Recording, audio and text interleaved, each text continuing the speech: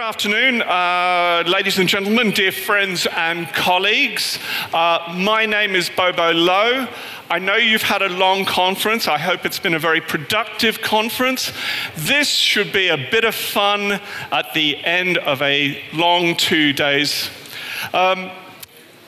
It's my honor to moderate what I think will be a thoroughly entertaining and I hope instructive debate on one of the most critical issues of today, namely China and its impact on the liberal international order.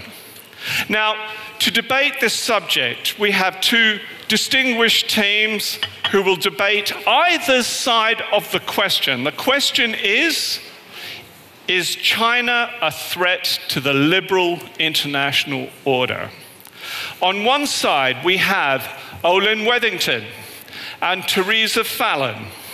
Olin is Senior Fellow at the Scowcroft Center at the Atlantic Council and a former Assistant Secretary for International Affairs at the US Department of Treasury. Theresa is the director of the Center for Russia, Europe, and Asia Studies in Brussels. Now, Olin and Theresa will argue that China does pose a threat to the liberal international order. Jacek Bartosiak and Hugh White will take the opposite view. Jacek is director of the Wargaming and Simulations program at the Casimir Pulaski Foundation. Hugh, here, is Emeritus Professor of Strategic Studies at the Australian National University in Canberra, and I don't want him to blush too much, but one of Australia's leading intellectuals. Let me start by saying a few words about the theme and format of today's debate. You will see that the debate question is pretty open-ended and may in fact be interpreted in a number of ways. So please let me share with you how I see, as an individual, how I see the debate question. My take on the question is as follows. Is China the primary threat to the liberal international order, or do the main dangers to the liberal international order come from elsewhere? So, if one believes that China poses an existential threat to the liberal international order, then you might vote yes in response to the debate question. If, however, you think that the main threat to the liberal international order comes from another country, say Russia, for example, or from the behavior of leading Western powers, such as the United States, or even the actions of particular individuals, such as Donald Trump, then if you thought those were the real problems, then you might consider voting no to the debate question. I must emphasize, however, that it is entirely up to you in the audience how you interpret the question and obviously how you come to your decision. Now, a couple of points on the format. You in the audience will have the opportunity to vote twice on the debate question. Once before the debate and then after the debate. The winner of the debate will be the team that benefits from the swing between the first and the second votes. In other words, the winning team isn't the team that gets the most votes, but will be the one that shows the greatest improvement as decided by you in the audience. Now, if the swing is very close, then the results of the debate may be adjudged a draw. So I want to ask you at this stage to raise your hands for the first vote. If you think that China poses a threat to the liberal international order, would you please raise your hands? No, we're not going to do that. That'll come up in the debate itself. Don't be troublesome. So raise your hands, please. Maybe about, I would say, 35% probably. Okay, if you feel that China does not pose a threat to the liberal international order according to your interpretation, would you please raise your hands? Ooh, slightly less, I'd say, maybe 35-30 with some don't knows. I'm going to call it 35-30. Okay. Olin, the floor is yours. Your 5 minutes.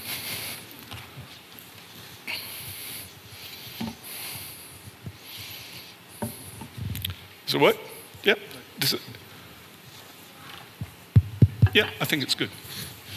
Thank you, and I'm very glad to be here. This has been a terrific, terrific conference, and I'm very pleased to have been part of it. I congratulate Kasia and the organizers. Thank you. Yes, I am for the motion that China is the primary threat to the liberal international order. It is a long-term, global, comprehensive, strategic rival. Other potential rivals, though of grave concern, are essentially, in my view, regional threats with limited reach. The dysfunction, the polarization in Western democracies does not, in my view, eliminate the reality of the China threat. The core of China's strength has been its outsized and unprecedented economic growth, providing wealth to enable rapid military buildup, indigenous development of advanced technologies, deployment of offshore capital, and the building of deep trade relationships, all of which enable the offshore projection, I should say, of influence and power. But to understand the threat, we must first quickly ask ourselves, what does China want? What are its rulers' strategic objectives? Most fundamentally, in my view, the Chinese Communist Party seeks to preserve its domestic power. But beyond that, China seeks to restore its historic status as the predominant power in Asia. And ultimately, China seeks to become a global actor with capabilities and influence on a par with, if not eventually superior to, the United States and its closest allies. China wishes to reshape the existing order and to write the rules of a more accommodating new order, with the United States and its allies weakened, divided, intimidated, or pushed to the periphery. Xi Jinping refers to this strategic objective as national rejuvenation, and this requires, in China's view, the development of so-called comprehensive national power. So, more specifically, what threats does China pose to the liberal international order? It is multidimensional. But for starters, I will mention only three, and Theresa will pick up where I leave off. First, in the military realm, China continues to spend heavily on military modernization, double-digit increases over the past decade. Witness also the National Day Parade 2 days ago. China is capable today of fighting and winning local wars, and its reach is now well beyond its periphery. Ballistic missile and anti-ship capacity, naval, maritime, and offensive air capability, long-distance mobility operations, space, anti-satellite, and offensive cyber capabilities. It aligns its civil and military technology development. It is investing heavily in emerging technologies, cyber and AI applications. Its tactics include military intimidation of neighbors and demonstration of its global reach. Witness, i.e., joint Russia-China military exercises in the Baltic Sea. Second, China has prioritized technology advantage as the driver of future strength. Acquire it, force its transfer, steal it, and at the same time pursue self-reliance in critical technologies through massive state subsidies, regulatory advantage, and market protection. Whoever controls the commanding heights of advanced technology, particularly in communications networks, AI, and computing, dominates future economic activity and writes the rules of the new order. Third, 30 seconds. 30 seconds. China poses an existential threat to liberal values. It offers an alternative model demonstrating that economic prosperity and authoritarian governance can coexist.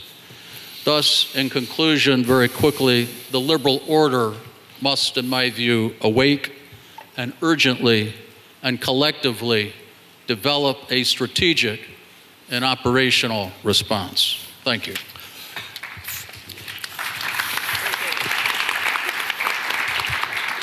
Olin, can you clarify something for me, please? Do my best. At one stage, you say China wants to reshape the existing order, which suggests that it's happy to maintain the existing order, but wants to reform it in a way to reflect China's greater status and influence. But then you go on to say China wants to develop a new world order. So what is it? Remaking the existing order or creating a new world order, and on what basis? China has obviously benefited tremendously from the existing order. Our openness, our transparency have enabled its economic rise. But China does not find that satisfying for its long-term objectives. If it is to achieve preponderance in Asia, it must rewrite to some extent the rules of existing institutions. It must create at the same time new rules and institutions to further its strategic interest. That same condition applies on a global basis. China will continue to play within existing institutions such as the IMF, the World Bank, the regional development banks, but at the same time it will also create its own where it has even larger influence. Witness the Asian Infrastructure Investment Bank. So it's in transition to new institutions and new ambitions. It will continue to play within the existing regime, the existing order to the extent it benefits, but it is looking well beyond that. It approaches it from a different set of values, a set of values which will accommodate long-term its authoritarian model of economic prosperity. Okay, thank you, Olin. Jacek, the floor is yours. Thank you. My argument is against the motion, and the reasoning is following. It's not China that is the threat to the liberal world order. It is the rise of China that is a threat, or at least a challenge. And not is, but was, because it was already challenged, and it is already broken, and it's not with us anymore. And it's good to realize that we are already past this moment. There is no international world order anymore in place. And let me get back to my first argument, that it's not China, but it is the rise of China. It could also be the rise, for example, of Saudi Arabia, if this rise were big enough to challenge and create the situation and foundations for potential domination in Eurasia that always creates a sort of balancing act by the United States as a maritime power controlling the Pacific and the Atlantic Ocean, and the architect that was underpinning the global trading system and actually the security architecture of the world. So again, it is the rise of China, not China itself, because China rose within the system. And the world benefited from that, including the United States. And it was a prosperous and beautiful time of prosperity for everybody, including my country. But human nature cannot change the structural shift. And we are facing the structural shift triggered by, again, the rise of China, as it was before, by the rise of Germany, during Kaiser times and then another time. It was the rise of Soviet Union itself, and it repeats itself. Okay, we can ask the philosophers what's wrong with the human nature, that it is the rise that is changing the structure of relationship. But it's common for everybody, even in human relationships. And that's what we face today. And this rise was spectacular. So spectacular that it really broke the system. And now, of course, we can differ how we define the international world order. I defined it, in principle, in the following way. It was the freedom of strategic flows. United States created, again, a beautiful system where peoples and nations could prosper. Freedom of movement of people, of goods, of the capital, of innovation, of ideas, of internet, of ships, of everything. Mostly around the world ocean, the Maritime Highway. And this was the system created after the Second World War and then consolidated after the Soviet Union collapsed. And it was China that entered the system, and everybody benefited to a certain extent and to a certain moment. But the system broke down because of the rise of China, not China itself. And I will tell you more. Actually, it was the United States that at one point, and the people in the future will be debating what was exactly the moment of realization at the White House or at the Pentagon or wherever in DC, that United States decision makers realized that they need to descale globalization and impose frictions on the freedom of strategic flows to change the trajectory of the rise of China. Because China, again, rose within the system. So it's a paradox that this is the liberal leader of the world had to make this decision to impose frictions and blockades and sanctions just to create the new conditions for the sustained supremacy of the United States. And this is the new reality. The liberal world order, how I define it, it's gone. And this is my argument, at least for the beginning of our debate. Okay, so, Jacek, just to follow up here. The problem, if I understand you correctly, is not the assertiveness or even the ambition of China. It's more actually the failings, the shortcomings of a declining West. So the liberal world order was already in decline, and there maybe was an emerging vacuum in which, say, a rising power like China, but it could have been some other rising power, naturally fell in. Is that a fair summation? That the problem is not China, the problem is actually a declining liberal world order? No, I need to disagree again with this proposition. I wouldn't blame anybody, actually. I would focus more on the structural shift. What is a structural shift? The primary reason... How do you measure a structural shift? Okay. What do you understand by it? Actually, there was no, at the same time, a powerful United States and powerful China on the planet Earth. As simple as that. And this is the first time that we're facing it. Look at the history of Chinese in the 19th century and the 20th century. So we are facing a completely new strategic landscape by manifold more difficult than it was with Germans or Soviet Union. Okay. And it would be good if we sober up and come to realization that it's not about words and values, but it's resources, means how to do it, think through and create a new order if the West is to survive with the values. So we need to reverse the debate. Less about the values, more of resources, concrete steps, advancement of technology, real thinking, hard power politics. Objective realities. Objective realities, Okay. and we're back to the history. Theresa, the floor is yours. All right, thank you very much. It's a delight to be here. I understand I will make my opening remarks and then we will respond to the other side's comments.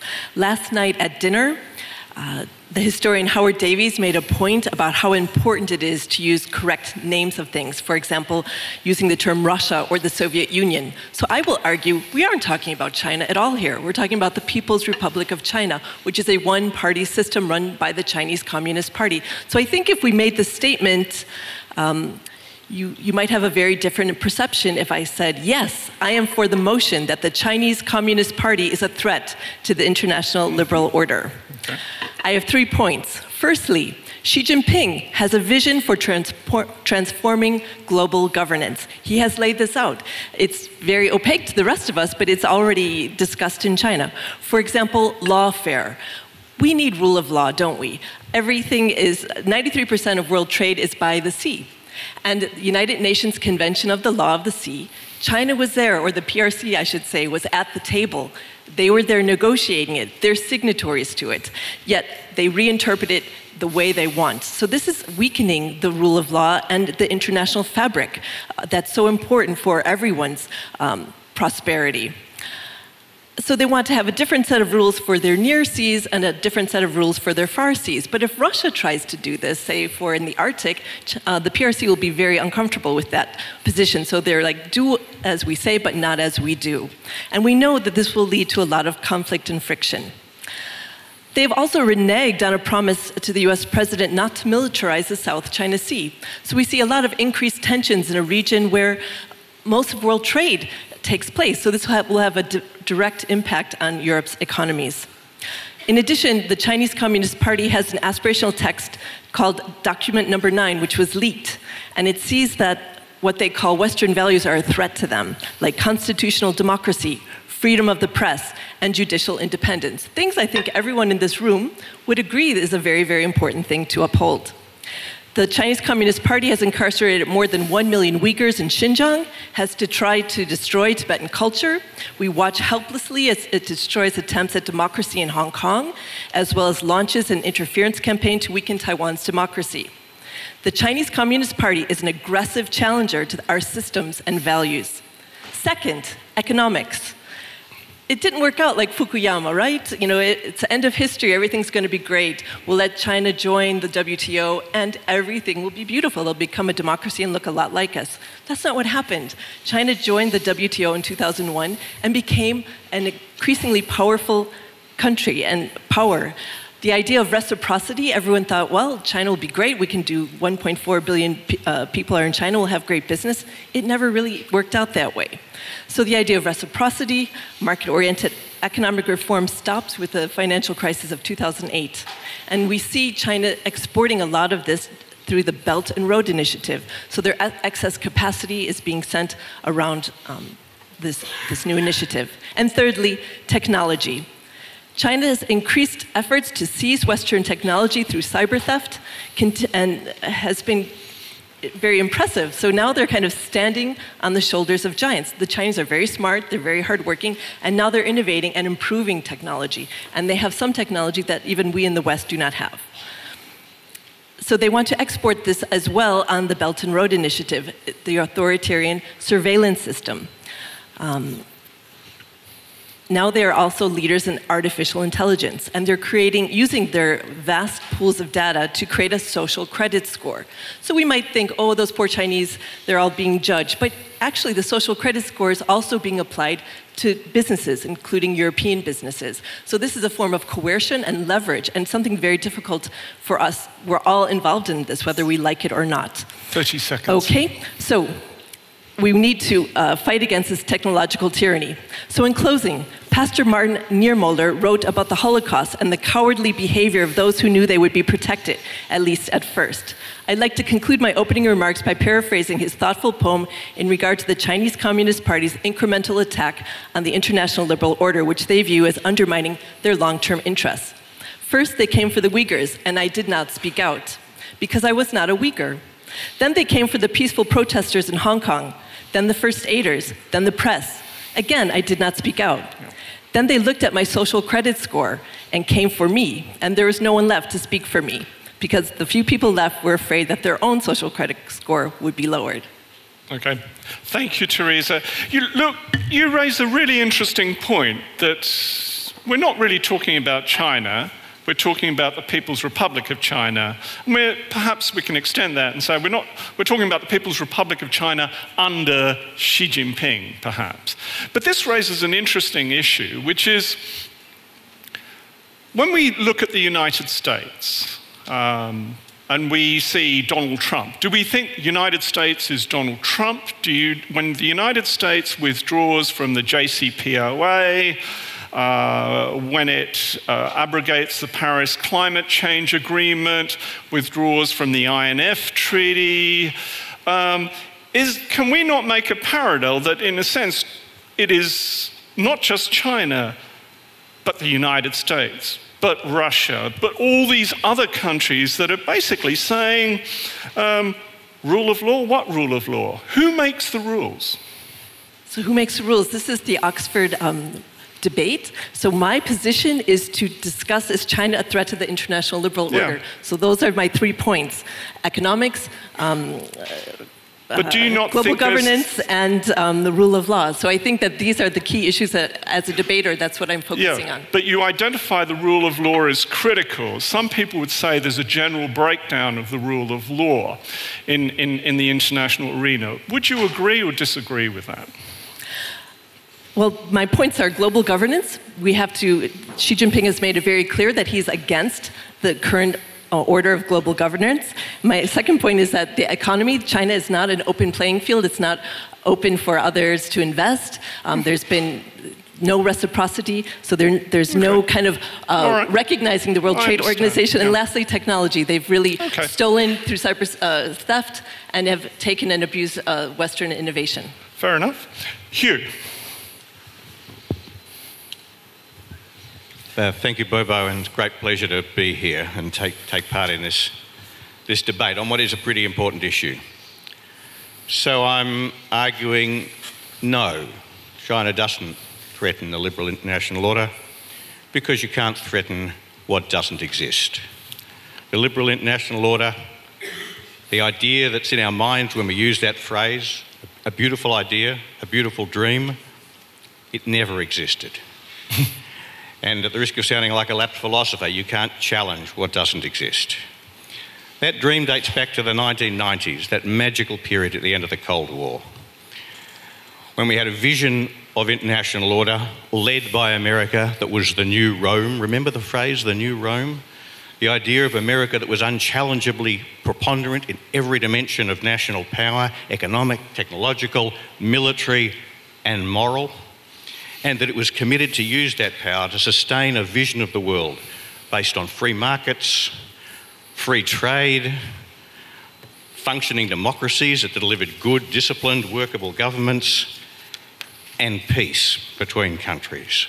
And the really exciting thing about that vision was that it was shared, at least we thought it was shared, by every major power, not just Europe and Japan, but China and Russia. And in that world, there was no strategic rivalry between major powers. And even the weaker powers, even the countries like the Middle East, there was hope that they would be drawn into this vision of global order. And because there'd be no major power rivalry, there'd be no geopolitics, the risks of conventional conflict would be low. Our countries would be called upon only to deal with relatively minor strategic challenges, the new security threats that we used to talk about. And the threat of nuclear war, particularly nuclear war between major powers, would dwindle almost to nothing. It never happened. That was never a description of the world that we found ourselves in the 1990s. I wish it had been. That vision of the world was one that would have suited my country well, certainly would have suited Poland well, would have suited everybody well. But it didn't happen, because it transpired that actually America wasn't globally preponderant in every dimension of power. Just to take one, its economy though very vigorous and very impressive, was already being steadily overtaken by a China that was achieving a phenomenon of economic growth the like the world had ever seen. And that's trends continuing. We can't begin to understand what we're facing in the world today unless we acknowledge that China's economy is already bigger than America's and will, in all probability, keep growing faster than America's. It's the biggest and fastest and most fundamental change in the distribution of wealth and therefore of power in human history. What's more, China, and for that matter Russia, didn't accept America's vision, the vision that we, so many of the rest of us, subscribe to. Of the future of global order. And China in particular is significantly challenging the vision of regional order that the United States had upheld in Asia for so long. And that challenge is backed by a very significant military challenge. The United States turned out not to be as preponderant militarily as we'd all thought. In fact, it transpires that there is no guarantee that the United States can achieve the strategic objectives it needs to achieve to defend that vision at a cost and risk that the United States is willing to pay or that its allies are willing to pay. Indeed, as the contest from China intensifies, there's a growing risk of conflict in Asia as China challenges the United States leadership and uses the instruments of military power to do that, and America uses the instruments of military power to push back. We've all read the book, the Thucydides book. So we all know that war's not inevitable, but we also should know, if we read that book carefully, that it's a very serious risk. And particularly it's a serious risk because nuclear weapons are back in the picture. 30 seconds. And there's a real risk that we're going to find ourselves facing a nuclear confrontation. So what's our job? It's not to try and chase that old dream. It's to build a new global order and a new order in Asia, which doesn't try and deny China's power, but accommodates it. Accommodating China is going to be terribly hard, but it's going to be better than the alternative, because the alternative leads us down a very dark path indeed. Thank you. Thank you, Hugh. I understand your point about the liberal illusions about this happy, clappy, geopolitics-free post-Cold War order. But I do wonder whether the Chinese approach, was quite nakedly cynical. Well, maybe not transparent for a while, but has become clear now. And that essentially what's happened over the last 30 years is that China has gained the liberal world order, or what passed for the liberal world order. So how does one respond to that? Now, you say build a new global order, but that raises the question, build a new global order on what basis? On the basis of what values, what norms, what institutions? Yeah, a really important question. So what did China do? I think it did something perfectly natural. I don't say it's admirable. I'm not saying I'm glad they did it. But no one should be surprised that as China's power grew, it sought to restore the position in Asia which it sees itself as having had traditionally. When Mao Zedong did the deal with Nixon in return for America recognising the Chinese Communist Party as the government of China, China recognised America as the primary power in Asia and ceased to contest its position there. That laid the foundation for decades of growth in Asia and China's opportunity. But it was always the case, as Deng Xiaoping's famous phrase said, bide your time and hide your power. Yeah. That says it all. We bide our time until the time comes. And so it was always, it seemed to be very unwise for us to imagine that China would somehow, as its power grew to approach and overtake the United States, it would accept the position of subordination to US strategic primacy in China's own neighbourhood, which it had accepted in 1972. If so, it gained it. It was a tactical, short-term, you might say cynical decision, sure, but this is statecraft, and it worked. So if Deng had stayed in power, do you think he would have done exactly the same as Xi Jinping? Yes, I think any Chinese leader, at the point at which they believed China was strong enough for its challenge to be effectively irresistible, they would have started to challenge. Okay. Xi Jinping has, of course, his own take on it, and he's a very potent leader, but I think it would have happened with any leader. So what's the basis on which we build a new order? Yep. I'm going to sound a bit Machiavellian here. We don't build a new order on the basis of values. We build a new order on a basis of a realistic understanding of the distribution of wealth and power and the measures that are required to establish stability, first and foremost. In a world with nuclear weapons, and we still live in a world with nuclear weapons, strategic stability is the #1 priority. Peace is a value too, if I can put it that way. Okay. Well, thank you. We have 24 minutes left. I'm going to take a whole series of questions and interventions, probably in 2 rounds. Please introduce yourself, and please keep your questions and interventions short and snappy. Who would like to start? Sir. Over here. Yeah, it's coming. It's coming behind you. Yeah. Great. Okay, thank you very much. So I'm Roland Freudenstein from the Wilfried Martin Center for European Studies in Brussels. My question is to Olin Wethington. Now, I'm assuming, contrary to the other side, that the global liberal order still exists in some form. But how can it be defended in a concerted and coherent effort by the West? If the US government, considers the European Union a foe, quite officially, wages a trade war not only against China but also against Europe, and itself does everything to weaken the global international liberal order, for example, in the WTO. Okay. Next. Anyone? No questions? No interventions? All right. Well, why don't you answer that question then?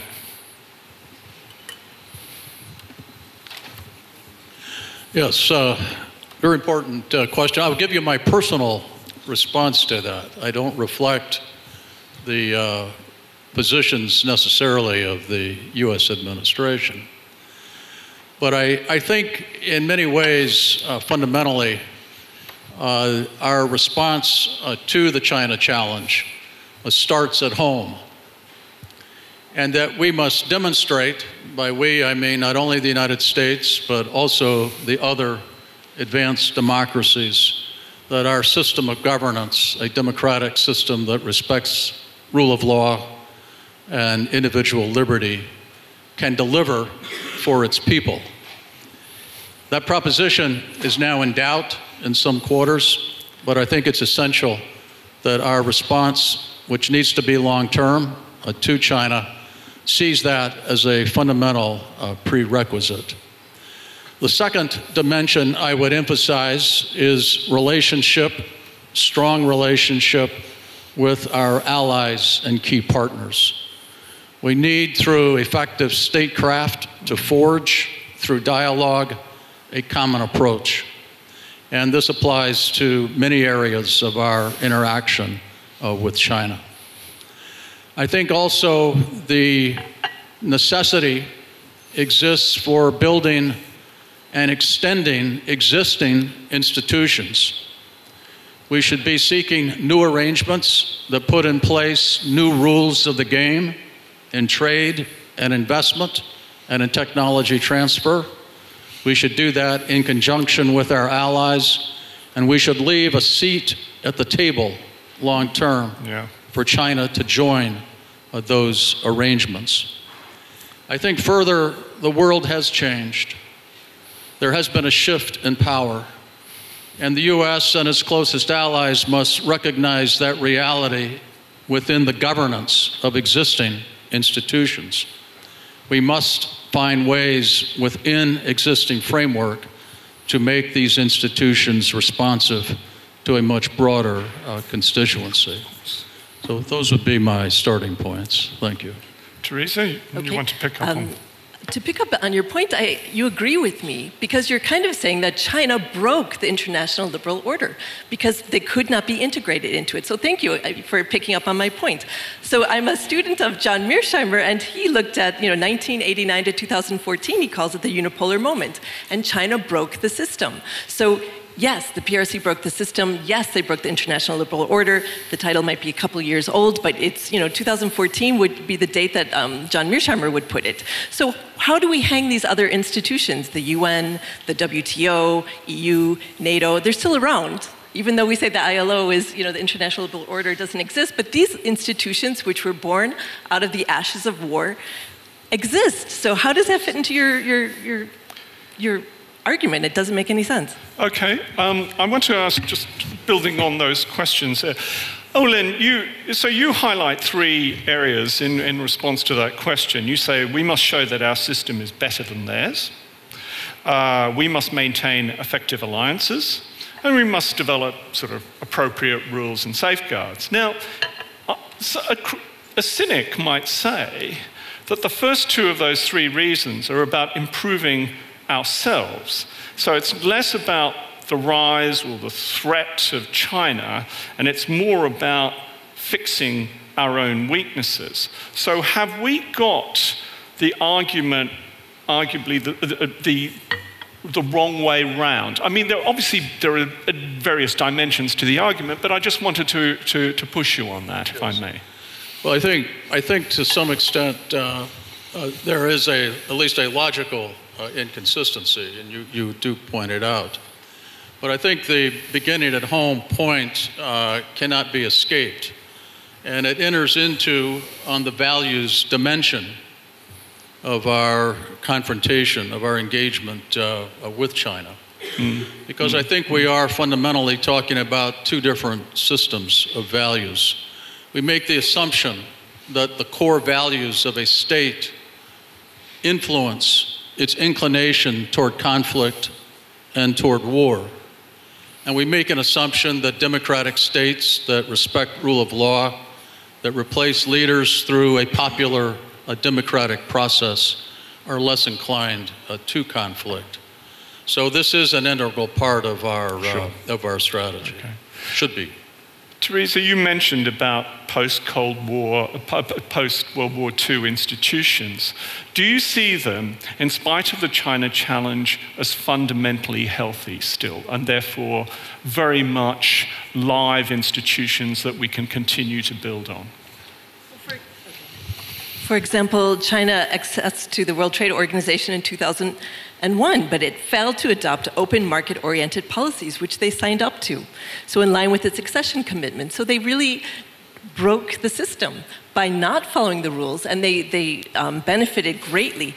In Brussels, they had a big gala event at the Beaux-Arts Theatre, and they had a film of all the great things that happened to the PRC. And one of them was their aircraft carrier. The second was joining the WTO. So they acknowledged themselves that they wouldn't be where they are today if they hadn't used these systems. And then they broke it. And now we're in a really, I think we should still invite them to come back and to work within the system. I think the invitation's still there, but I think unless we're entering, a new period of great power competition, which I think it looks that way. But let's take the point that, okay, so China broken the system. So is the system broken and therefore we need to develop a new global system, or is the system of international institutions still live? I accept what you're saying about China having broken the WTO, but then that sort of suggests that whoever's fault it is, maybe we need a new system. What do you say to that? But the debate is about, is China a threat to the liberal international order? And I would argue that because they have not kept their promises, they've abused the system, and that's what the problem is in this debate. Fine. Zach. And then you, and then you. Right. Just here. Sorry. Thanks very much. Zach Pakin, University of Kent. My question is to the side that's arguing in favor of the motion, and I'll just note that this idea that democracies are inherently peaceful and China's not gone to war with anybody in 40 years. The US dropped bombs on 7 different countries last year.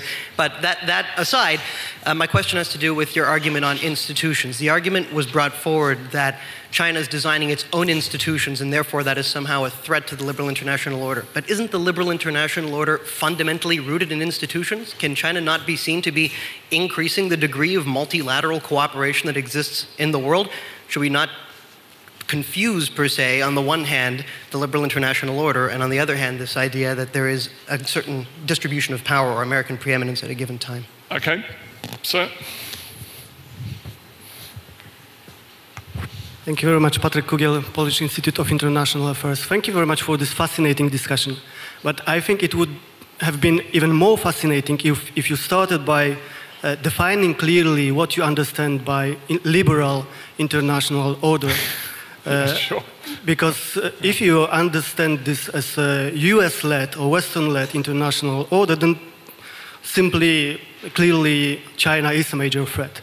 But if you define liberal international order as rules-based international order based on multilateralism with central role of United Nations and WTO, then, according to many American scholars like John Eichenberry or Joseph Nye, the major threat comes from Donald Trump and from the US under its leadership.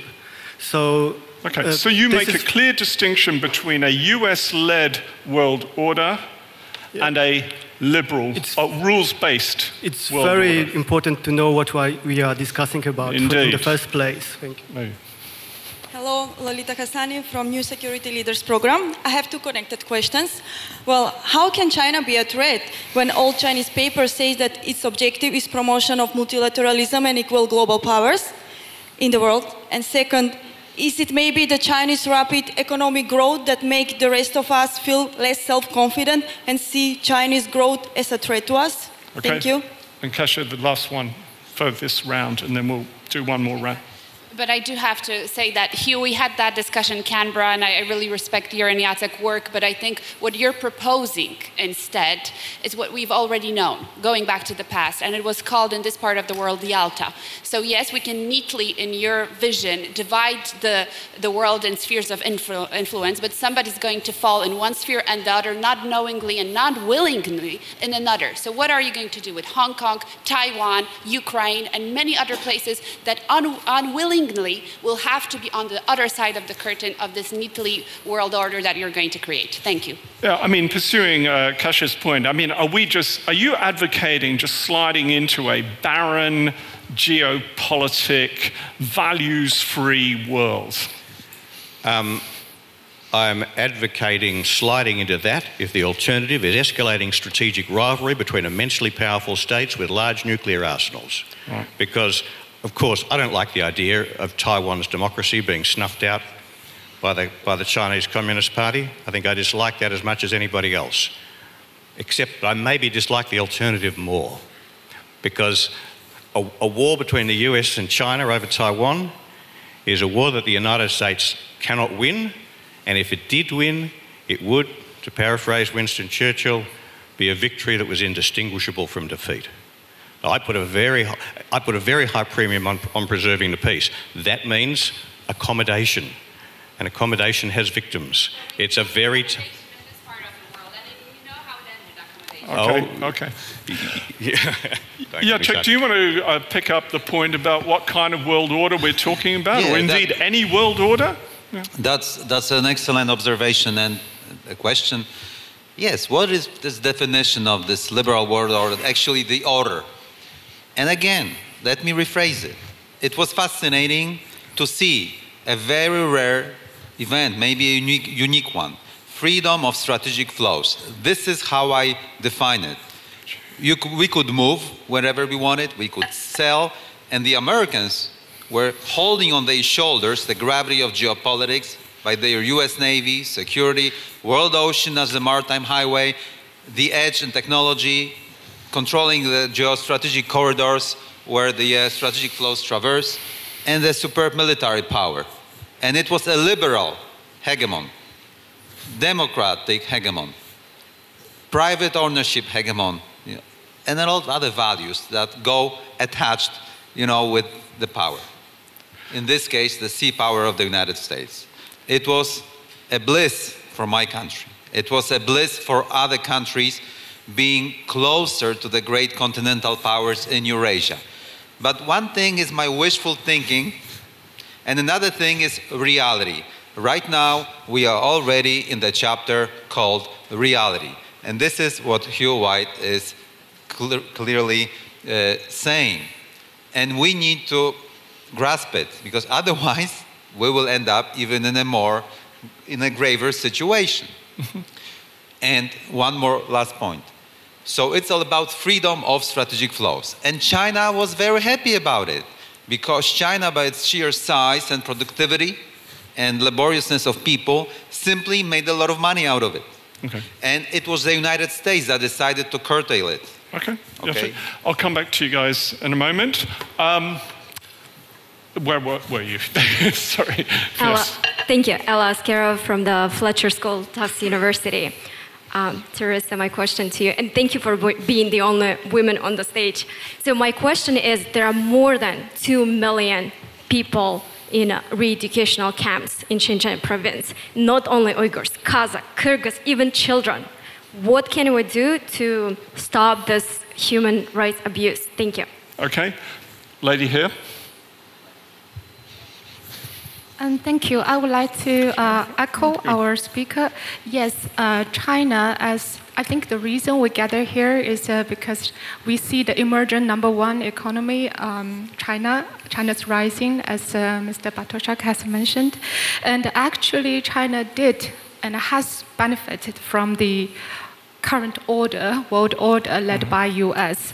And in terms of security, actually China has actively contributed also in UN peacekeeping force in various regions together with US. But in terms of economic policy, as Mr. Deng Xiaoping, the godfather of China's opening up and reform policy has mentioned, China has to proceed with the reform by touching the stone. So it's really like China will always go the Chinese way. So you don't think that China is actually just got a purposeful vision of what it wants? It's just sort of experimenting and improvising? Is that what you're saying? I would say it's the evolution of the Chinese development. It's a new model of development. And if we see that China actually has benefited enormously from the World Bank system. So in order to share the success, China also created AIIB and also initiated this Belt and Road Initiative. We want to more regions and more countries, more underdeveloped regions to also benefit this development model. Okay, pass the microphone over there. Sensako from Estonia. Very direct question to the no camp. So just to make sure, you are happy with a world order where a country can put 1 million or 2 million people in concentration camps because of Machiavellian reasons? Are you happy with that? Is that a world worth living? Secondly... Don't have to answer that straight away. Secondly... Yes. Secondly, was, in your opinion, no camp, the Second World War worth fighting? All right. I'm going to go over here, the gentleman there. Yep. My name is Ridvan Bariur Costa. Bit louder. Louder. My name is Ridvan Bariur Costa. I am from University of Warsaw. Last 3 years, I'm dealing with grand strategy of the Soviet Union towards the third world, actually, Middle East. So the answer, in my perspective, that we need to go a bit to Cold War history. Cold War history. What was the Soviet Union was doing during the Cold War? What's your... intervention. Yeah. So Soviet Union was creating alternative order, actually. It's failed, yes, but Soviet Union was creating alternative order. If we understand that the world revolution, when failed, so they turned it to the third world. And the Soviet Union was supporting third world. I would call right now, it's not only about China, it's not about Russia, it's a revolt of third world against Western domination during the history. What's going on right now? And even right now, one of the multipolarity concept was provided by Primakov, so we should take into account this concept. It's not only about China, and it's more. The gentleman there in front here. Agnieszka Michuk, the Center of Analysis of the Egilonian Club. So there is a question predominantly directed to Dr. Bartosiak. Don't you think that actually China had broken the international world order in the moment when it actually started to profit so much for it, when it started to cheat on the system? Yeah, all right. The lady in the third row there. Yep, you. Anna Dombek, I'm from Pulaski Foundation organizing this conference. So I want to say that why is everybody so shocked that China wants to be, like, say, #1? Sure. What's the name of China? It's Zhongguo. So it's the middle country, the center, the middle kingdom. So why is everybody so shocked that China wants to be in a leading position? So you see that China is, in a sense, fulfilling its historical mission of being the center of the universe. Exactly, they're coming back. They're coming back from the very first beginning, when they said that it was like 天下, so it was everything like below the 天, so the the heaven, the God. So Chinese people, they always fought that they are in the center and they are the most important, let's say. And I do agree with them. Well, that sounds like a threat to the liberal international order, if ever there was one, really. The gentleman in front here. So. Thank you. General Jacek, Chief of Defense, Polish Armed Forces. So let's put a little bit military flavor on it.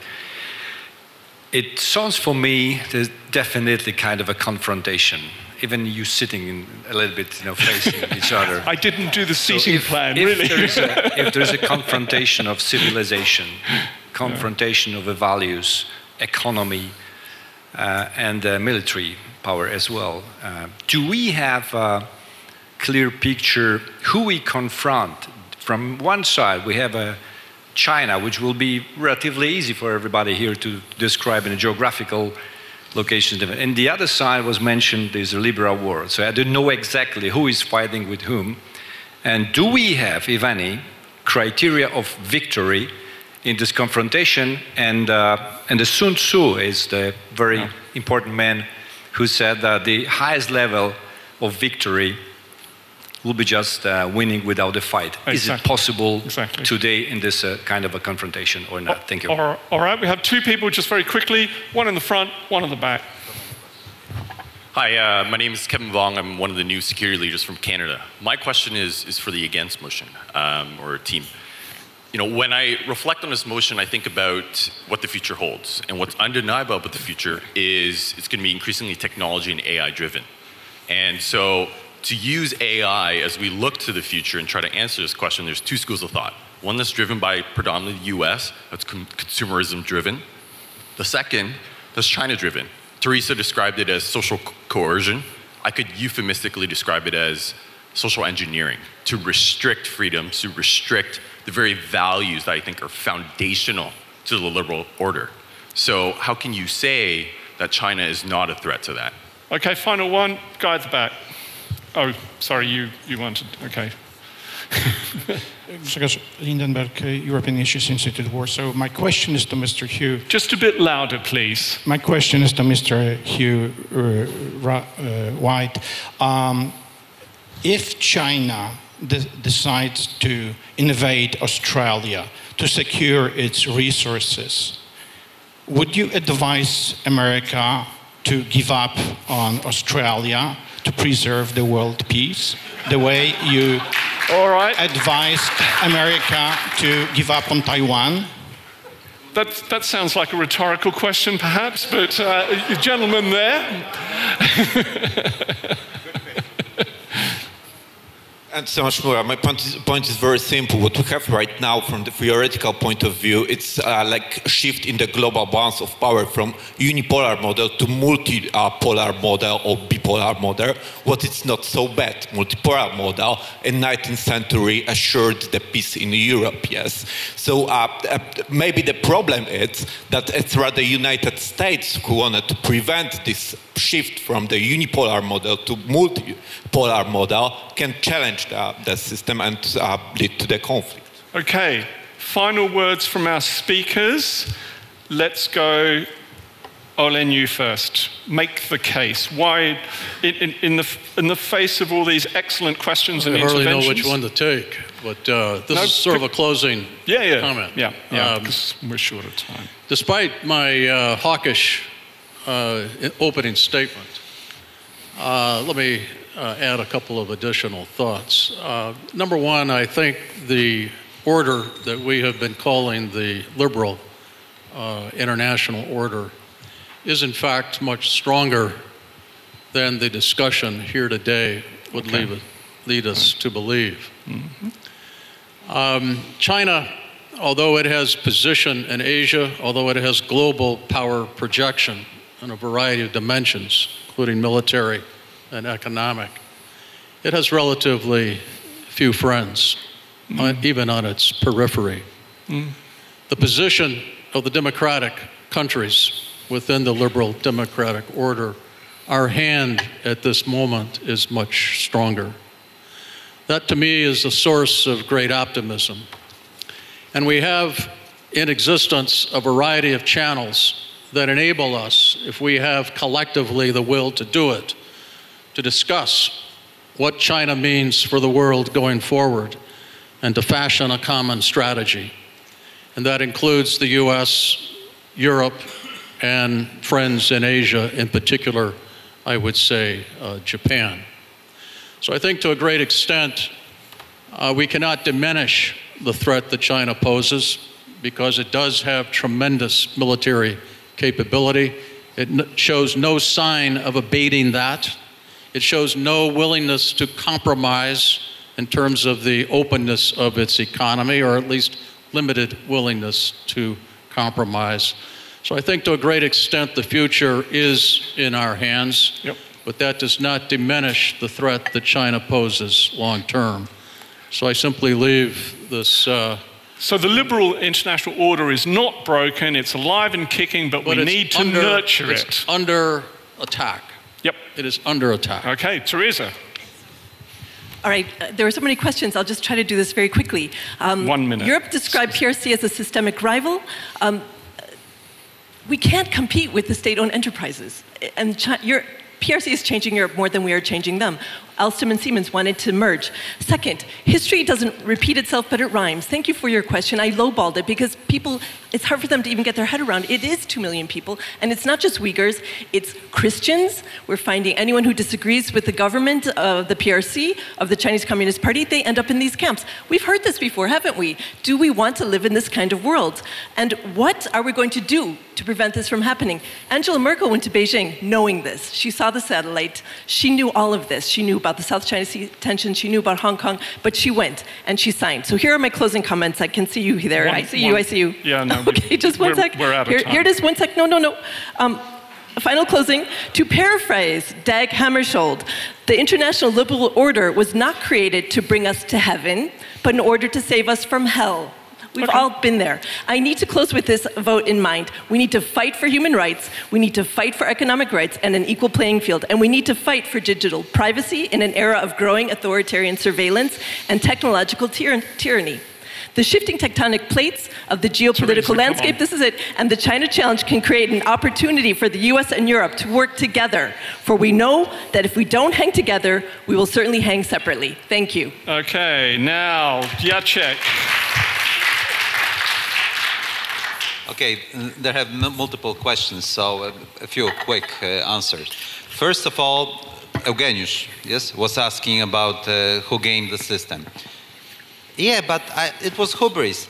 Everybody should have accepted that. How could anybody imagine that the Chinese would accept that they would be a cheap labor country? I mean, that was the deal, and they simply didn't want it, and it's obvious. Nobody would like to be a peripheria. And they simply don't want to be periphery anymore. And that's the case. They want to be at the peak of the division of labor. Poles would like to have the same, but there are no 1,400,000,000 people. So the West deserved the rise of China?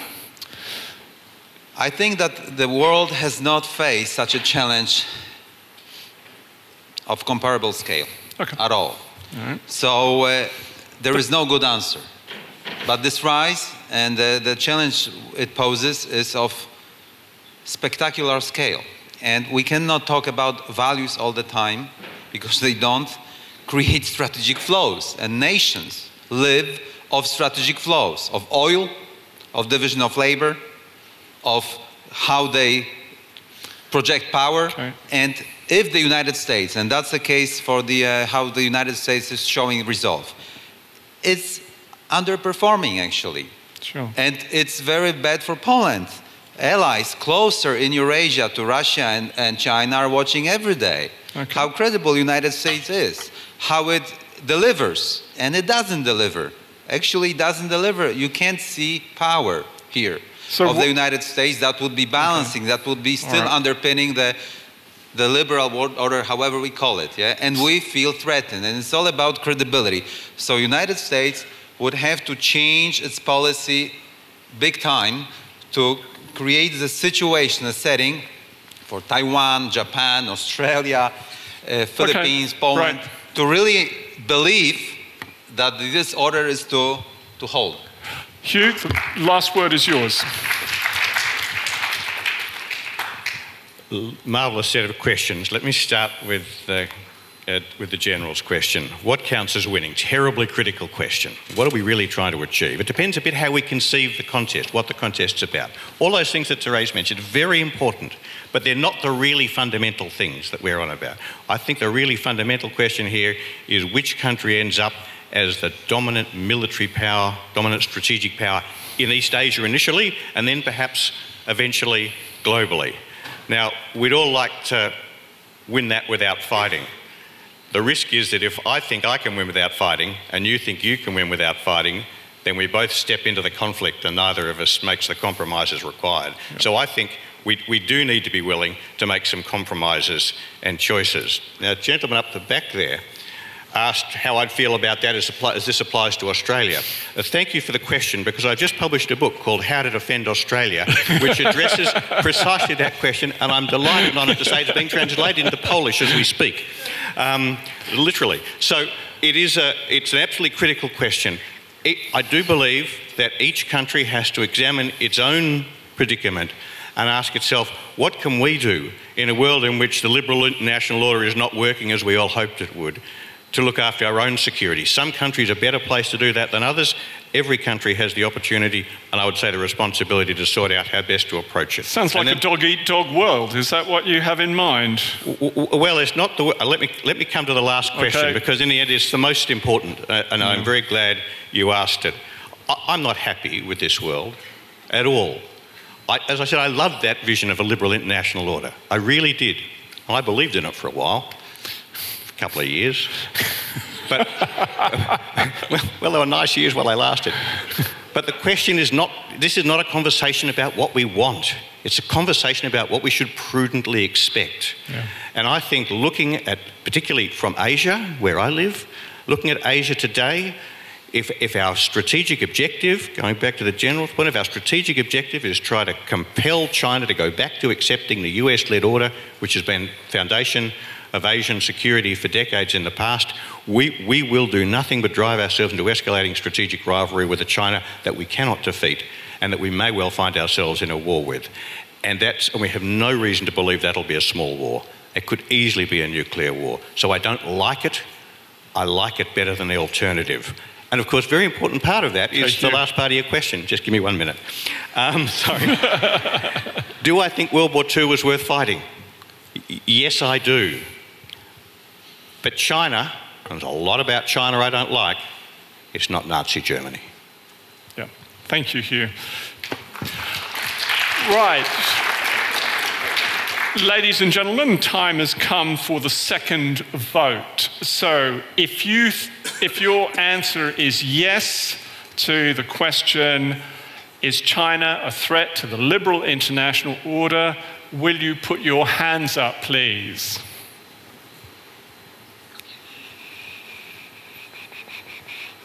Yeah, 35 to 40, 35%. Okay. If you don't think that China is a threat to the liberal international order, would you put your hands up? Gosh, it's pretty close.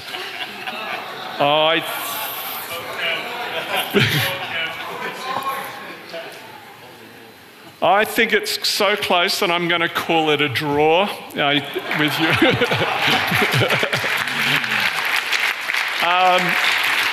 But I think what's most important is that I think our speakers have given us a great debate. Please join me in thanking Olin Wethington, Theresa Fallon, Jacek Bartosiak, and Hugh White.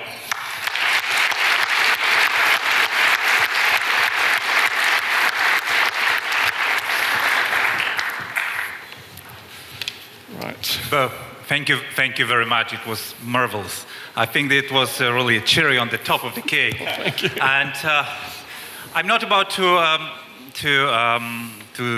make any remarks. So please, if you just could stay for just 1 extra minute, because Two messages. Last year, when we concluded the Warsaw Security Forum, in a matter of 24 hours, Speaker of Ministry of Foreign Affairs of Russia was responding to the message from the Warsaw Security Forum, which was supposedly, according to Reuters, that US is expecting hot war with China in a perspective of 10 years. I'm very curious what they will be answering, the kind of question or message we are sending today from Warsaw. We'll see, time will show. But I would like you to join me in inviting to the stage, to the podium, all who were not sleeping for the last 2 days for sure, but probably also another 12 months, at least number of them. So please join me on the stage, all the organizing team. Please come and show your face. Come, please, don't hesitate. Everybody. You were great, Olin. Come on, come on. You know, I hope it was okay for you. Cashew. Come on, come on.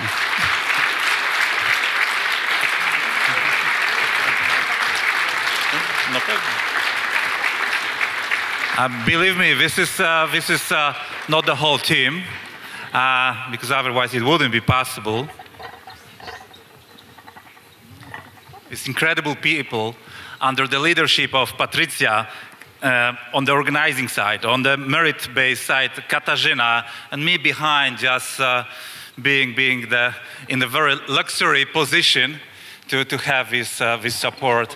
We really thank you very much for attending, and I hope you liked it. And since this debate, I think, is not fully satisfying everyone, since it is a draw, I think we can conclude the battle with a glass of wine, which is waiting in the couloir, in the lobby. So it will be, let's say, maybe pacifying those who are a bit nervous after this discussion. So once again, thank you very much, and officially Warsaw Security Forum 2019 is closed. Thank you.